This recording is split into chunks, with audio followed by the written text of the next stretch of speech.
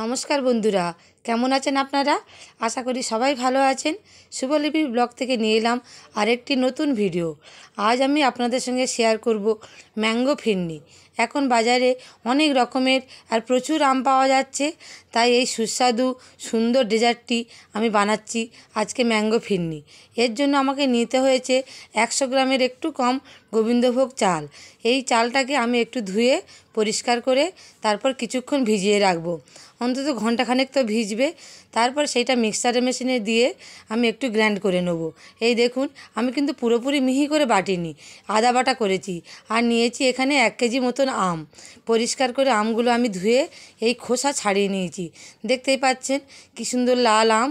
আর এই আমগুলো থেকে আমি এইবার পালসটা বের করে নেওয়ার জন্য এইভাবে হাত দিয়ে চিপে চিপে এই দানাটাকে বের করে এই পালসটাকে আমি পুরো বের করে নিলাম এই একটা পাত্রের মধ্যে। দেখতে পাচ্ছেন তো? এরপর আমি একটা গ্যাস ওভেন জ্বালিয়ে আর একটা পাত্র বসিয়ে দিলাম। তার মধ্যে দিয়ে দেবো 1 লিটার মতন দুধ। আমি কিন্তু এটা গরুর দুধেই করছি। আপনারা ইচ্ছা করলে বাজারে যে কোনো দুধ বা আমুল দুধটাকে গরম জলে গুলে নিয়েও করতে পারেন। আমি এখানে এতে দেওয়ার জন্য নিয়েছি কিছু ড্রাই ফ্রুটস, এই বাদাম, এলাচ আর কিশমিশ। এখানে আমি বাদামগুলোকে কিন্তু ভেঙে নিয়েছি আর এলাচটাকে থেঁতো করে নিয়েছি। এদিকে আমার গ্যাস ওভেনে এই দুধটা ফুটছে। দুধটা ফুটে ফুটে বেশ কি সুন্দর ঘন হয়ে যাচ্ছে, আরও বেশি করে ঘন করতে হবে। ওদিকে ওপর থেকে দেখুন, নিচে আমাদের ওই ঠাকুর ঘর, ওই পাশে আমাদের বাগান। এদিকে দেখো দুধটা কি সুন্দর ফুটছে।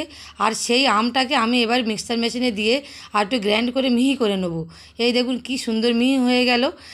দুধটা ওদিকে ফুটে ফুটে ঘন হয়ে যাচ্ছে, এদিকে আমি সব কিছু এই গুছিয়ে নিলাম। এর জন্য আমি নিয়েছি 150 গ্রাম মতন চিনি, এই আমের পালস, চিনি, ড্রাই ফ্রুটস আর চাল। এদিকে দেখুন আমার সেই দুধটা কত সুন্দর ঘন হয়ে কতটা কমে গিয়েছে। এর মধ্যে আমি এই দিয়ে দেবো সেই আদা ভাঙা চালটা, গোবিন্দভোগ চাল। এটা কিন্তু আমি একসাথে দেবো না, অল্প অল্প করে চামচে করে দেবো আর নাড়তে থাকবো, নাহলে এক জায়গায় একটা তাল হয়ে থাকবে। এইবারে এর মধ্যে আমি দিয়ে দিচ্ছি সেই 150 গ্রাম মতন চিনিটা। যেহেতু আমার এখানে আম দেওয়া হচ্ছে, আমের মধ্যে একটা মিষ্টি তো আছেই, তাই আমার চিনিটা কম লাগবে। এই দেখুন সেই আমটা দেওয়ার পর কালারটা কি সুন্দর চলে এসছে, দেখতে পাচ্ছেন? আর কত সুন্দর কালারটা এসেছে আর ঘন হয়ে গিয়েছে। এইভাবে ক্রমাগত নাড়তে হবে, নাহলে তলায় আবার ধরে যাওয়ার সম্ভাবনা আছে। প্রায় আমার ম্যাঙ্গো ফিরনিটা রেডির পথে। এর মধ্যে আমি দিয়ে দিচ্ছি সেই ড্রাই ফ্রুটসগুলো। এই ড্রাই ফ্রুটসগুলো কিন্তু দিলে খুবই ভালো লাগে খেতে। যখন আপনারা ডেজার্টটা খাবেন, গালে যখন এগুলো পড়বে, এটা খুবই সুস্বাদু লাগবে আর খুব ভালো লাগবে। এটা সম্পূর্ণ অপশনাল ব্যাপার, আপনারা দিতেও পারেন, না দিতেও পারেন। আর সেই থেঁতো করা এলাচগুলোও আমি এর মধ্যে দিয়ে দিলাম।